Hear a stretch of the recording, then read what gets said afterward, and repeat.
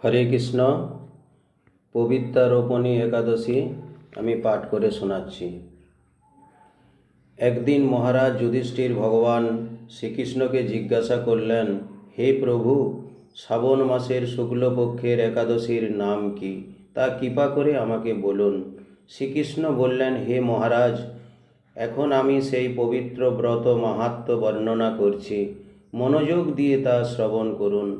যা শোনা মাত্রেই বাজপেয় যজ্ঞের ফল লাভ হয়। প্রাচীনকালে দ্বাপর যুগের শুরুতে মহিজিৎ নামে এক বিখ্যাত রাজা ছিলেন।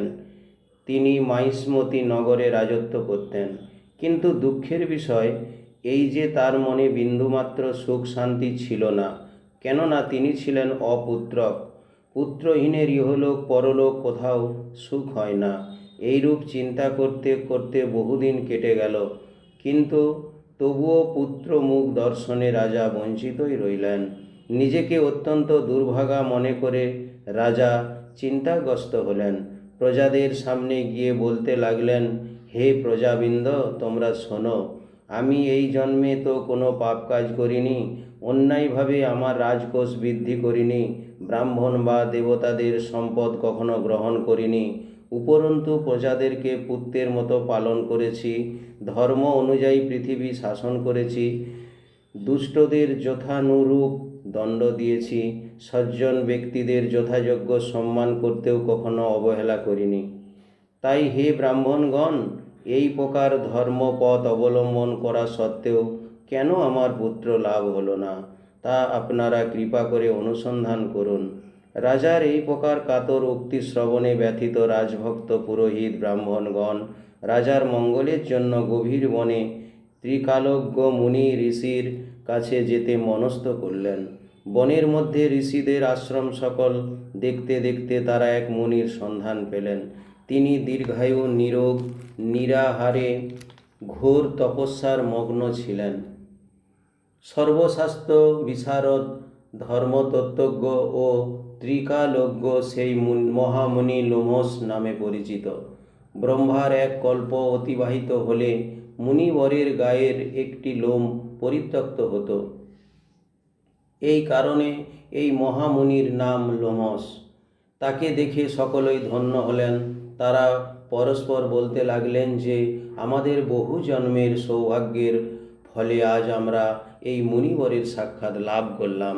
তারপর ঋষিবর তাদের সম্বোধন করে বললেন, কি কারণে আপনারা এখানে এসেছেন এবং কেনই বা আমার এত প্রশংসা করছেন তা স্পষ্ট করে বলুন। আপনাদের যাতে মঙ্গল হয় আমি নিশ্চয়ই তা চেষ্টা করব। ব্রাহ্মণেরা বললেন, হে ঋষিবর, আমরা যে উদ্দেশ্যে এখানে এসেছি আপনি তা কৃপা করে শুনুন। এ পৃথিবীতে আপনার মতো শ্রেষ্ঠ ব্যক্তি আর কোথাও নেই। মহিজিৎ নামে এক রাজা নিঃসন্তান হওয়ায় অতি দুঃখে দিনযাপন করছে। আমরা তার প্রজা। তিনি আমাদেরকে পুত্রের মতো পালন করেন, কিন্তু তিনি পুত্রহীন বলে আমরাও সবাই মর্মাহত। তার দুঃখ দূর করতে আমরা এই বনে প্রবেশ করেছি। হে ব্রাহ্মণ শ্রেষ্ঠ, রাজা যাতে পুত্রের মুখ দর্শন করতে পারেন, কৃপা করে তার কোনো উপায় আমাদের বলুন। তাদের কথা শুনে মুনিবর ধ্যানমগ্ন হলেন। কিছু সময় পরে রাজার পূর্বজন্ম বৃত্তান্ত বলতে লাগলেন। এই রাজা পূর্বজন্মে এক দরিদ্র বৈশ্য ছিলেন। একবার তিনি একটি অন্যায় কার্য করে ফেলেন। ব্যবসা করবার জন্য তিনি এক গ্রাম থেকে অন্য গ্রামে যাতায়াত করতেন। এক সময় জ্যৈষ্ঠ মাসে শুক্লপক্ষে দশমী দিনে কোথাও যাওয়ার পথে তিনি অত্যন্ত তৃষ্ণার্ত হয়ে পড়েন। গ্রাম প্রান্তে একটি জলাশয় তিনি দেখতে পেলেন। সেখানে জল পানের জন্য যান। একটি গাভী ও তার বাছুর সেখানে জলপান করছিল। তাদেরকে তাড়িয়ে দিয়ে তিনি নিজেই জলপান করতে লাগলেন। এই পাপকর্মের ফলে তিনি পুত্র সুখে বঞ্চিত হয়েছেন, কিন্তু পূর্বজন্মের কোন পুণ্যের ফলে তিনি এই রকম নিষ্কটক রাজ্য লাভ করেছেন? হে মুনিবর, শাস্ত্রে আছে যে পুণ্য দ্বারা পাপ ক্ষয় হয়। তাই আপনি এমন একটি পুণ্য ব্রতের উপদেশ করুন যাতে তার প্রারব্ধ পাপ দূর হয় এবং আপনার অনুগ্রহে তিনি পুত্র সন্তান লাভ করতে পারেন। লোমশ মুনি বললেন, শ্রাবণ মাসে শুক্লপক্ষের পবিত্রারোপিণী একাদশী ব্রত অভীষ্ট ফল প্রদান করে। আপনারা যথাবিধি তা সকলে পালন করুন। লোমশ মুনির উপদেশ শুনে আনন্দ চিত্তে গৃহে প্রত্যাবর্তন করে তারা রাজাকে সেই সকল কথা জানালেন। তারপর সকলে মিলে মুনির নির্দেশ অনুসারে ব্রত পালন করলেন।